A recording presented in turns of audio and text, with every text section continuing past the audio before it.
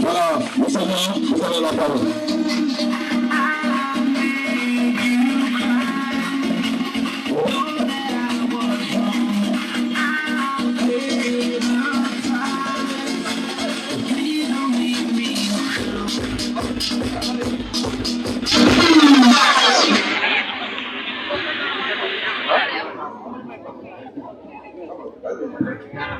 أعوذ بالله من الشيطان الرجيم بسم الله الرحمن الرحيم السلام عليكم ورحمة الله تعالى وبركاته. Monsieur le préfet du département de Nioro ou bien son représentant, Monsieur le maire de la ville de Nioro, Mesdames et Messieurs les membres de la délégation du ministre des Finances, Mohamedou Moustapha Bah Dibosquet, chères autorités coutumières et religieuses, chères autorités locales, ñu ngi nuyu ñëpp di dalal ñëpp di nuyuwaat bu baax a baax parce que nee nañ sànq ku lim rek juum. te mbooloo mi gis nañ fi ñoo xam ne ñu nag ñoom ñoo bokkoon classe ñu nekk ñu jàmbaare ñu leen di nuyu bu baax gis fi ñoo xam ne suñu professeur lañu woon ñee suñu surveillant monsieur Ba ñu lay ziar bu baax ba tax na booy doog a jël kàddu rek mën na def benn it mais di ñaan rek ngeen comprendre les 50 jeunes de Bosquet ñu leen di nuyu bu baax a baax waa 9h waa 16h ak waa 18h ñu ngi wax ci kilifteefu monsieur Sow di PDG Business Consultation Group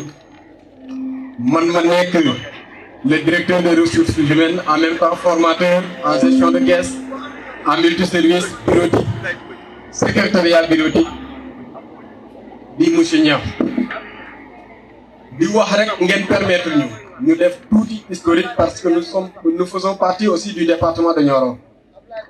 Kër Ayib lañ dëkk mu nekk ci commune bu Médina Sabakh ci loolu ñu ngi nuyu autorités locales yi fi teew yëpp maire yeeg seen adjoint yi. di wax rek en 2018 boobu ñu ngi université génn guñ sax lañ créé Business Consultation Group mu nekk entreprise boo xam ne ay ndaw étant des étudiants ñoo commencé à partir de zéro créé ko. tey nag ci lu njëkk a tàmbale j'ai pas honte de le dire mooy jaay ndékki lañ njëkk a commencé via des gargotes Covid bi ñëw daaneel ñu continuer ci résilience boobu ñu doon wax ñuy góorgóorlu ba tey Business Consultation Group mu ngi yëngatu ci domaine médiatique avec la branche médiatique BC Média di yëngatu itam ci li nga xam ne moom mooy agriculture avec le projet Ngesam di sama tool littéralement en wolof. ñu am tamit Wato nekk benn marque boo xam ne day def ci ay yére ay dàll ay sacoche et cetera mais li ci gën a fës nit ñi di ko gis muy le centre de formation en informatique bu nekk Kaolack te mbébét gi di mu doon institut en informatique appliqué à l'agriculture c'est-à-dire dañuy ñëw indi ay réponses via des logiciels et cetera boo xam ne dañ koy appliqué mu am impact direct ci agriculture ak environnement bi. ñu ngi nuyu def clin d'œil le projet Setal qui vise à mettre en place des poubelles intelligentes avec des capteurs intégrés qui vont envoyer des bips à la plateforme numérique pour ñu faciliter collecte ak gestion des déchets au Sénégal. boobu c'est en cours avec l'université El Hadj Ibrahima Niass. bon loolu yëpp BC Group ñu ngi ci waaye nag ci biir formation yooyu ñu ngi formé ci li nga xam ne moom mooy gestion de caisse.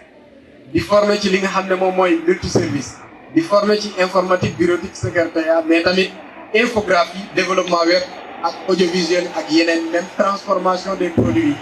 que ce soit fruits et légumes céréalières yi lépp ñu ngi ciy yëngatu ak saponification bi ñu ngi ci di soog ndànk-ndànk. ce sont des formateurs yaakaar naa ci formation bi amutoon qualité du njëkk ñu ñëw Nioro njëkkoon nañ fi ñëw avec l'initiative de Sénégal Service ñu leen di nuyu au passage le manager monsieur Niane ak le coordonnateur technique monsieur Guèye ñoom ñoo ñu njëkk a wóolu indi ñu fii wane rek jeunes yi dañuy dem à partir de zéro ndaw yi njëkkoon formé c'était une vingtaine de jeunes te ñoo demaloon seen bopp fayal seen bopp taxale ba formation boobu jàll muy la première promotion maa leen di nuyu bu baax a baax ah ci loolu itam buñ ne ñu ngi formé ci module yooyu yëpp lu ñuy wax rek di lancer un appel solennel aux autorités du département de Nioro du Sénégal en général ñu jàppale les jeunes entrepreneurs su ñu leen jàppalee loolu dina inciter les autres jeunes parce que ñëpp mënuñ am liggéey faaw ñii ut liggéey faaw ñii tamit demal seen bopp ñooñu demal seen bopp dinañ recruter waat ñeneen affaire bi mën a yaatu à l'image de du groupe Futurs Médias de Youssou Ndour des médias bu Bougane Gueye ak yeneen ñoo xam ne ñu à partir de zéro lañ commencé tey ñu ngi jàppale ay milliers doomi aadama donc nous les jeunes entrepreneurs faaw ñu jàppale ñu faaw ñu accompagner ñu parce que dara xëy sotti kuñ jàppale rek di nga mën waxuñ ku ñu may mais à travers nos projets qui sont tellement ambitieux qui sont des projets sociaux parce que du yem ci ñu kese nañu ci accompagner jàppale ñu ci ba ëllëg mu gën a yaatu ensemble ñu mën a émerger ce pays et ñu mën a def pays bi mu nekk un pays développé di wax rek ñii les 50 jeunes outillés nañ leen formé nañ leen c'est plus qu'un groupe c'est une famille tey boo xoolee nuñ àndee ak nu ñuy jàppalante ku leen jox kees ñu gérer ko parce que buñ fiy ñëw su nekkoon xaalis la amaana du agsi fii mais dañ montrer preuve de résilience ak jàppalante ñu nag Sénégal service ñoom it ñuy def liggéey bu am solo xaaruñ rek ba nit ñëw si ñoom parce que ñoom ñoo def un pas vers nous ñu nit ñu réceptif moo tax partenariat bi am ba première promotion bi juddu deuxième promotion bi ñëw ñuy ñaan rek autorités yi ñu répondre seeni doléances équiper leen ñu am lu mel ni ay véhicules de fonction équipement bu mag bañ mën a def seen liggéey nu mu waree parce que loolu it luy jëmale yëf fi kanam la mais jeunes yi yemuñ ci former leen ci kees kese ci formation boobu ñoom ñëpp mën nañ concevoir grâce logiciel bu ñuy wax Excel des fichiers de journaux de caisse yemuñ ci loolu former nañ leen pour ñu mën a def lépp luy gestion de stock ak suivi de stock ak approvision ñu former waa leen sur l'utilisation du logiciel Sage sans comptabilité kon ils sont assez outillés ci tamit création procédure bi nan la ñuy créer multiservice ak nan la ñuy téye multiservice ak yan mooy activité yu ñuy def ci biir multiservice parce que multiservice du service de transfert d'argent qu'est-ce il y a les petits commerces il y a les prestations de services te yooyu il faut être outillé en informatique pour nga mën ko def kon ñii ils ou elles sont assez outillés donc nañ leen jàppale te bu ñu xaar l'appui seulement du ministre wala promesse am bi kese promettre na ko dina ko def là n'est pas la question mais dañ ciy profité ci loolu pour appeler les autres autorités à faire pareil parce que Nioro c'est une terre promise c'est une terre qui est regorgée d'autorités donc ñoom ñëpp nañ ñëw lu kenn man fi ko daax ñëpp nañ ñëw ñu rapproché wu Sénégal service ñoom it ñu dem en partenariat avec les entreprises et les cabinets de formation ñu mën a former les jeunes looy uti feneen day fekk amoo ko sa bopp yaakaar naa tey preuve de résilience bi ñu def buñ jëlee woon beneen cabinet feneen yaakaar naa mënoon na ko bañ a def ñun dañ jàpp ne Nioro laa defee sixième ba terminal donc bëri na fi ñoo xam ne ñoo ma jàngal tey seen doom laa doon encadré dama koy def ak amour def ko ak respect def ko ak bëgg-bëgg bu mat sëkk donc ça c'est à saluer donc groupe des 50 jeunes ñu leen di ñaanal yëf yi jig leen yéen ak premier promo bi yàlla def ci jàmm mu bañ fay yem mu gën a yaatu ci yeneen di ñaan nag publiquement les représentants du ministre sont là une audience publique purement entrepreneuriale ñu discuter waxtaan ci mébét bu ñu am ci département bi afin ñu mën a réaliser li nga xam ne moom lañ bëgg parce qu'en tant que jeunes entrepreneurs nous avons une responsabilité sociétale envers le département de Nioro donc aidez-nous à réaliser cela je vous remercie. Voilà, merci beaucoup Youssouf kàddu yi rafet na te li may wax am na solo donc ñu ngi wax ne vous les représentants du ministre, monsieur le maire de la commune de Nioro, les responsables qui sont dans le département de Nioro, monsieur Niang am na wax ju am solo mu ne lii bu mu yem fii ñeneen ñeen def leneen comme le ministre bi def su ko defee xale yi nekk si département Nioro ñëpp dina am suñu yëngu jërëjëf monsieur Kane ñu ko mën a Diagne, merci beaucoup. Voilà, je dirais quelle audace le groupe, le BC Group de Gargote à formateur professionnel. Monsieur Kane, bonsoir à tous. Monsieur le préfet, représenté par M. Diaw, le directeur du CEDEF, bonsoir. Bonsoir, monsieur le maire. Monsieur le président du conseil départemental, là, chers autorités, monsieur Wap, bonsoir. Dama kontaan ci cérémonie bi bu ma gëstoo gis sama tonton Abdoulaye Ba li nga xam ne si espace bi biñ koy inauguré moom moo fi nekkoon maire te li ci waroon yëpp defoon na ko donc vraiment merci beaucoup encore une fois et maa ngi gërëm aussi assistance bi sunu tonton yi sunu papa yi la presse groupe des 50 maa ngi leen di nuyu di leen ziar.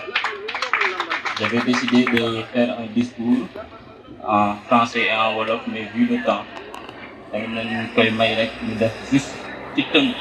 bi nga xamante ne ni moom mooy discours bi en wolof. Donc ñun ñu ngi fii, moi j'ai été affecté ici depuis le 13 octobre 2021 en tant que manager de l'espace Sénégal service du département de Nioro. Et c'est un édifice aussi qui ne concerne pas que la commune de Nioro, mais ça concerne tout le département de Nioro. Donc loolu dañ koy wax ci ñi nga xamante ni nii ñoom ñooy maire yi fi nekk ak yeneen autorités yi que ni service bi pour département bi yëpp la newul pour commune Nioro bi kese. Donc loolu pour yéen la seen jeunes yi il faut ñu ñëw fii di fréquenter espace bi ngir ñu mën a bénéficier wu ci li nga xamante ni moom mooy opportunité yi ci am. Donc bi ñu fi affecté c'était juste pour le dépôt et la délivrance des services des documents administratifs. Donc loolu moo newoon mébétu Espace Sénégal Service, mais si vous vous rappelez bien, avec les événements de mars 2021, le président de la République avait jugé nécessaire de diriger des pôles emploi et entrepreneuriat dans tous les départements, justement pour ngir ñu mën a dooleel ndaw ñi ci li nga xamante ni moom mooy lu jëm ci xëy yi. Donc loolu moo taxoon nag Espace Sénégal Service yi ñu choisiroon leen ngir ñu mën a abriter li nga xamante ni moom mooy les pôles emploi et entrepreneuriat. Donc bu ñëwee ci formation bi il y a de cela 2 mois, le jeune Mamour Wagne et Mohamed Ba, les jeunes Mamour Wagne et Mohamed Ba ci lañ ñëw rencontrer ma ngir wax ma ni dañu bëgg def le tout pour que le ministre des Finances puisse prendre en charge le coût de la formation li nga xamante ni ñu ngi ko doon def en partenariat avec BC Group. Ñu dem waxtaan ci ak monsieur Wak Ba moom tamit ñu koy sant bu baax di ko gërëm parce que depuis loolu ñu ngi déggante. Merci beaucoup monsieur Ba devant toute l'assemblée. bi loolu amee moom aussi il a été réceptif donc ñu jàppale ñu def le tout pour que formation bi ñu mën ko jël en charge si ñu gën a ñoŋe. Donc ñu ci remercier encore une fois de plus di ci féliciter le ministre des Finances et du Budget di ko ñaanal yàlla li mu mébét ci réew mi ci département de Nioro bi yàlla sottil ko ak jàmm. Di remercier collaborateurs am yi yëpp donc monsieur Diop le CP ñëwaat ci Mamour ak Mohamed ñi nga xam ne vraiment depuis lors ñu ngi def liggéey bu mucc ayib ngir mën a gérer coordination boobu. Di remercier le partenaire BC Group, c'est ce partenaire qui a fait aussi la formation, la première session de formation ñi nga xam ne ñoom aussi ils sont représentés ñu ngi fi ci li nga xamante ni moom mooy bureautique. Ñooñu aussi monsieur le ministre bëgg naa ngeen jàppale leen bu mu bañ a yem juste ci groupe des 50 mais 50 yi am na tamit ñi fi nekkoon ñoom ils étaient au nombre de 23 ñooñu aussi ñu mun leen bàyyi xel bu baax ngir seen formation bi ñu defoon mu mun a am suivi. Di remercier aussi de magnifier la présence des autres maires, des autorités administratives mais également des chefs de service que di leen wax ne aussi service bi pour département bi la comme ni ma ko waxee sànq seen jeunes yi war ngeen leen mën a jàppale nit le ministre Moustapha Ba def fayal ay jeunes loolu yaakaar naa ne yeneen maires yi aussi war nañ am kii bi pour def loolu donc vraiment loolu aussi maa ngi leen ci woo bu baax donc dañu defoon un plan d'action de formation pour 2000 jeunes du département. Les TDR ont été effectivement faits par moi, le CT M. Mouhamadou Abdoulaye Gueye, mais nga xam ne moom aussi depuis bi ñu ko fi affecté liggéey ko am solo lay def ci pôle emploi vraiment ñu tëggoon li nga xamante moom mooy TDR yooyu noonu mu am formation ñu waroon ci def formation wu 2000 jeunes ci discipline yu bëri ci filière yu bëri li ci mel ni gestion de caisse waxoon nañ ko def nañ ko ba pare li ci mel ni ay plomberie li ci mel ni ay électricité bâtiment ay teinture ay plâtrerie et cetera ay formation yoo xamante ni mën na apporter ay niche ci ñi nga xamante ni moom mooy jeunes yi te daanaka bëriwul fi donc ñu loolu tamit ñu ngi ciy woo encore une fois le ministre ak l'ensemble des autorités. Donc di remercier aussi CDJ ak CCJ représenté par Abdoulaye Fall ñoom tamit ñuy def liggéey bu am solo ci jeunesse bi. Les amicales également di remercier toute l'assistance di ñaax ñi nga xamante ni ñoom ñooy les récipiendaires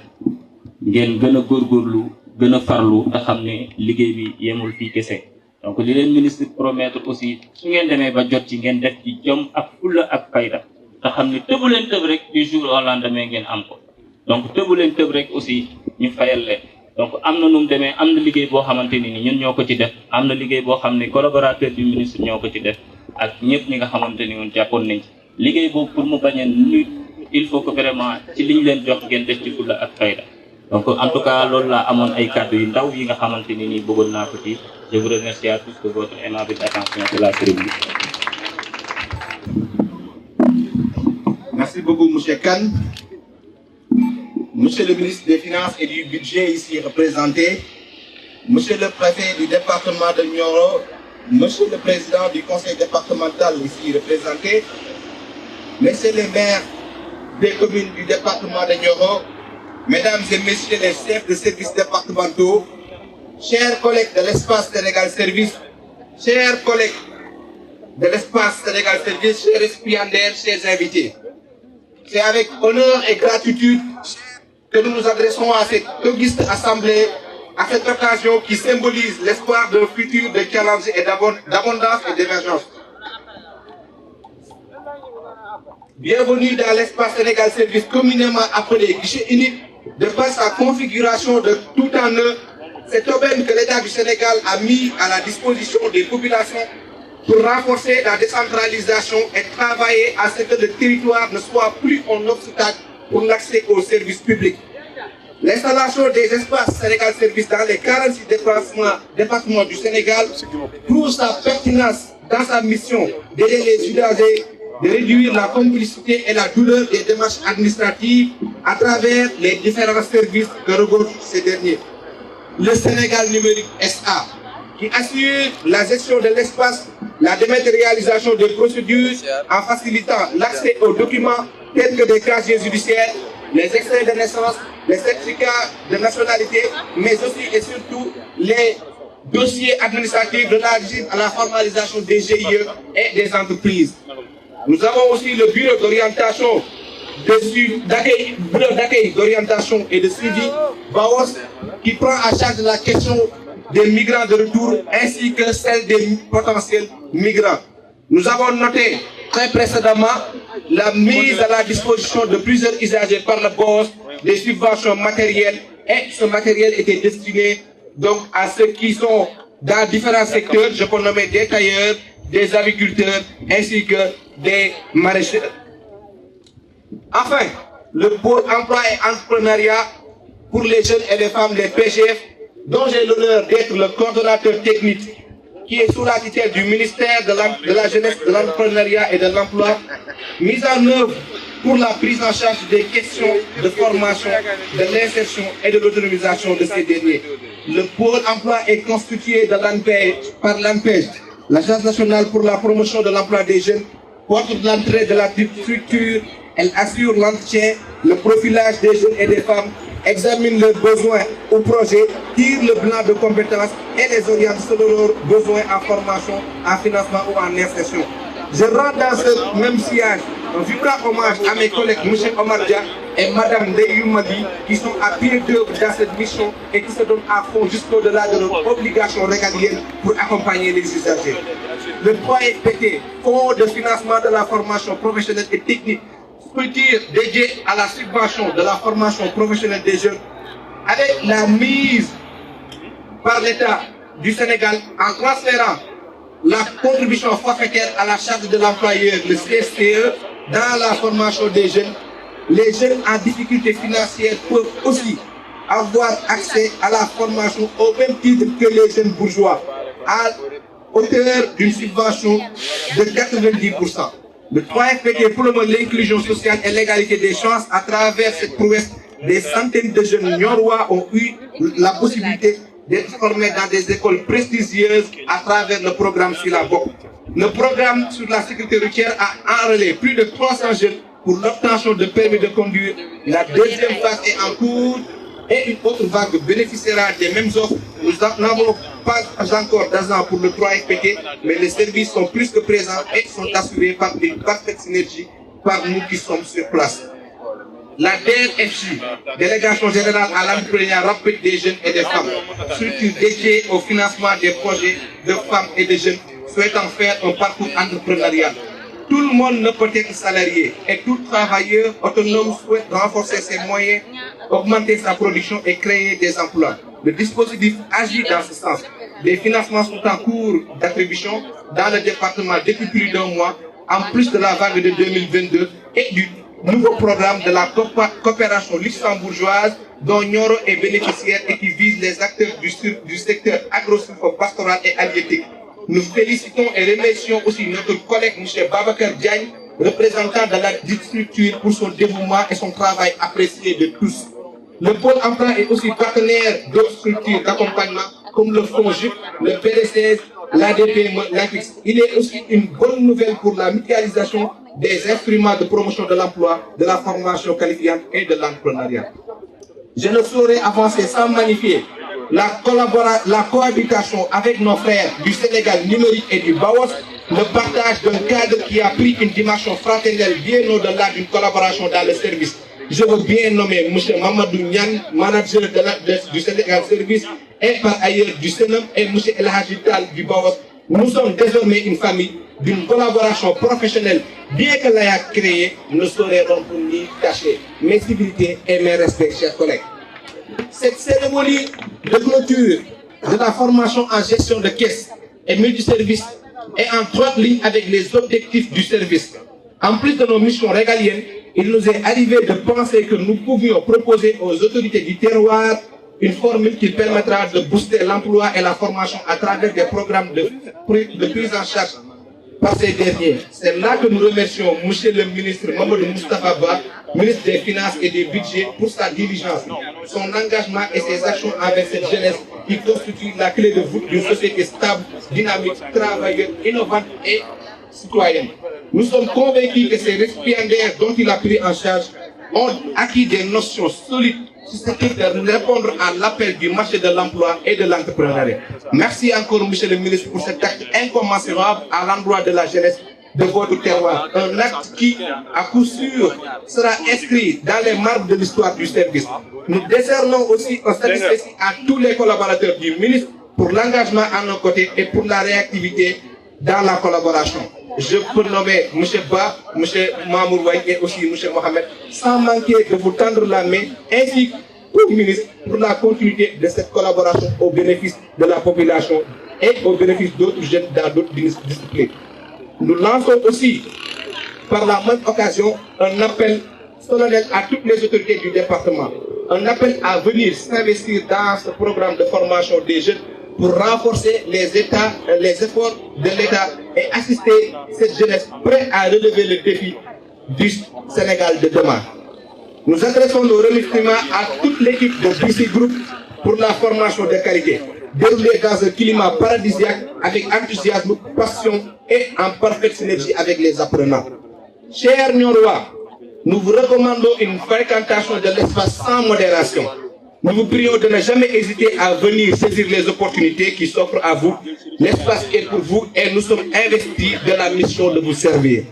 Chers bénéficiaires récipiendaires, chers camarades jeunes, L'État et les autorités sont en train de consentir des efforts titanesques, une discipline collective et une posture citoyenne, d'observer et d'appliquer rigoureusement nos legs culturels et religieux. Nos ancêtres se sont distingués sur le terrain du savoir, sur le terrain de la détermination, sur le terrain du courage, du travail, du sens de la responsabilité et du patriotisme. Nous avons assez de leçons et de bonne conduite et d'exemples de réussite. Nous sommes dans le Sénégal de Maba Diakhou et de Mamoundéri. Nous sommes dans le Sénégal de Cheikh Anta Diop et de Valdiodio Ndiaye. Nous sommes dans le Sénégal de Cheikh Ahmadou Bamba et de Mame Baye Niasse. Nous sommes aussi de la génération du ministre Moustapha Ba, ministre des Finances et du Budget, directeur du budget pendant 8 ans, économiste incontesté et pur produit de l'école sénégalaise. Chers jeunes, les seules choses que l'on doit faire dans ce siège pour réussir, c'est d'observer les pas de nos héros et de les suivre. Je vais terminer mon intervention par des remerciements à l'endroit de notre préfet, ici représenté par M. Thiaw, directeur général du CEDEPS, à son adjoint, à toute l'administration préfectorale, au sous-préfet pour l'accueil, les orientations, l'assistance, mais aussi et surtout pour la collaboration. Nous adressons nos remerciements à tous les invités en réitérant notre souhait de recevoir toute la population du département de Nioro dans nos locaux. Je vous remercie.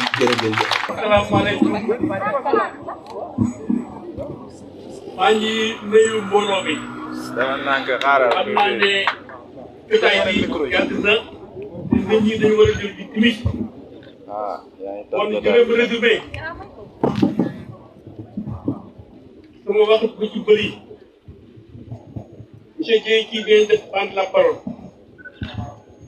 Vous savez que nous avons un ministre, un économiste, incontestable, n'est-ce pas? Il faut aller incontestable, c'est important. Nous avons monté message qui ministre Inch'Allah, que ça soit les formés, les formateurs, tous ceux qui ont envoyé des messages sur ministre bi la jot. Ministre bi amoon na yéene tey taxaw fii. Mais depuis une semaine, il est à Londres. Ce matin, il a rejoint le président à Paris pour se tenir depuis ce matin à une conférence sur le nouveau pacte mondial financier. Ceci dit, fi mu daje tey monsieur Niang wax na ko lii moo doon hôtel Nioro tant que tey bi yàlla defee projet bi ñëw il faut ñu joxe terrain pour ñu def ci espace service booba terrain ci jeex na Nioro mais biñ indee la lettre en conseil municipal am ñu ci ànduloon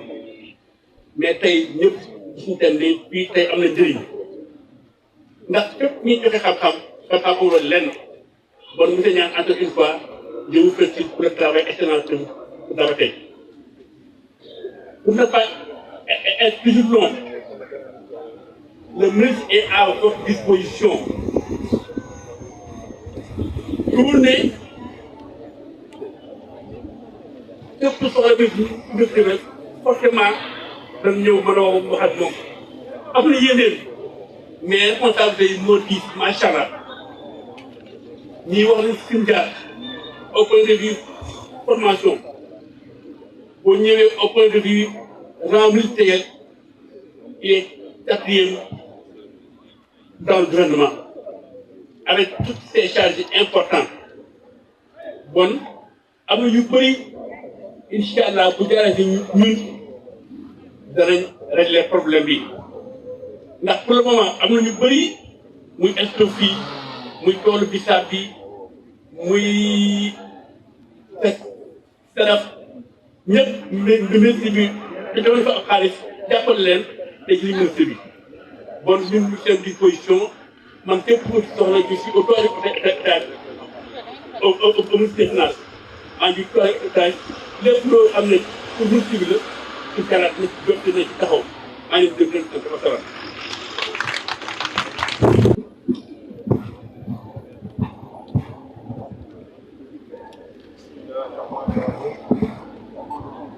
alhamdulillahi rabbil alamin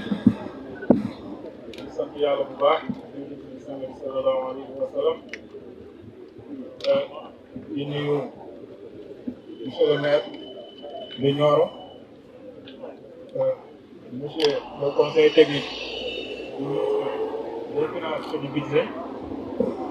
di nuyu autorités yi nga xamante ni ñoom ñëpp ñoo fi teew ak chef de service yi di nuyu assistance bi yëpp ak ñi nga xamante ne ñoom ñooy les bénéficiaires de cette formation. ñu teew fi tey ci cadre bi nga xamante mooy le préfet du département de Nioro monsieur Babacar Ndiaye empêché mu yónni ñu fii tey ñu teewal ko fii mu ngi wax ne mu ngi kontaan bu baax ci li nga xamante mooy population bu Nioro di am mbégte ci yéen parce que xam nañ ne moment yi ñu toll nii dañ nekk ci climat boo xamante ne c'est climat bu tendu ci territoire national bi yëpp te ñu gis ne population bu Nioro ñu nekk ñi nga xamante ñu neex a boot lañ dégg ñu leen ci benn coow mu nekk la nga xamante ne c'est à saluer ñu leen di ñaax aussi tamit ngeen continuer ci lancé boobu monsieur le préfet mu ngi wax ne aussi tamit mu ngi kontaan ci baax ci initiative bi nga xamante ne nii monsieur le ministre du budget jël na ko muy ay formé ay xale yi nga xamante ne nii dañ leen di tàggat li nga xamante mooy gestion de caisse ak multi service pour ñu mën a jariñ seen bopp jariñ seen ay waajur tey jii lii dafa nekk benn exemple ba nga xamante ne nii nee na moom dañuy woo autorités yi nga xamante ñoo nekk ci département bi yëpp ñu suivre initiative bi parce que tey ñun ñëpp xam nañ ne problème emploi du posé la ci dëkk bi nga xamante ne moom lañ nekk ba tax na peut-être jéye yu bëri yi nga xamante ne mu ngi am ci réew mi bëri na li ko sabab muy ñàkk xëyu ndaw yi te lii exemple la ba nga xamante ne nii dañ ko war a suivre li ministre bi def mu nekk lu rafet ñu si woo si lancé message autorités yi nga xamante ne ñoom ñëpp ñoo ngi ci département bi parce que ndaw yi nga xamante ne formé nañ leen tey ñu am ay compétences dina leen permettre à ce que même bu fekkee ne amuñu sax du leen employé ñoom dinañ mën a demal seen bopp def li nga xamante moom mooy entreprendre kon donc dans le domaine de l'entrepreneuriat tey jii am nañ yaakaar ne dinañ ci am benn avancée bu am solo loolu nekk na kàddu yi nga xamante ne nii yónni woon nañ ko pour ñu jotal te dañ fi ñëw aussi tamit si double casquette parce que tey man mii di wax ak yéen yàlla dogal ñu nekk le chef du service départemental de la jeunesse le directeur du CEROS de Nioro kon donc liggéey bi nga xamante ne ni pôle emploi ñu ngi koy liggéey dañ naan ne ñun ñi taxaw lañ ko defal mu nekk liggéey bu rafet bu mucc ay liggéey bu am solo parce que pôle emploi tey jii bu fi nekkee nekkal fi jeunesse bi yëpp muy département bi yëpp comme ni ko coordonnateur waxee sànq nekkul Nioro kese mais département bi yëpp la fi nekkal ak ay paquet de service yu am solo yoo xamante ne ni mu ngi fi yoo xamante ni lépp dafay jëriñ askan bi kon donc dañuy woo population Nioro jeunesse bi yëpp surtout que Sénégal service mu ngi ak ay paquet de service ya nga xamante ne ni du pour kenn ko dul pour yéen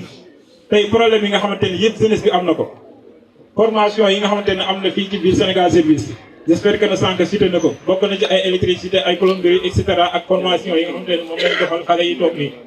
kon donc loolu dafa nekk la nga xamante ne ni un appui la si li nga xamante muy le problème de l'emploi des jeunes loolu ñu si woo jeunes yëpp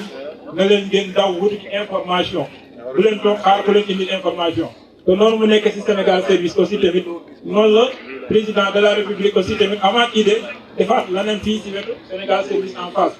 mu nekk maison de la jeunesse et de la citoyenneté muy nekk kër goo xamante ne tamit aussi këru ndaw ñi la muy lu am solo ci li nga xamante ne mooy département wu Nioro lii yàlla def na aussi tamit amal nañ si 46 départements yi nga xamante ne moo ngi si Sénégal yëpp muy lu am solo kon donc tey jii nii yéen seen daw leen ngeen wut ci information yi même pas ngeen toog ci ko xaar parce que lii du jëriñ kenn lu dul yéen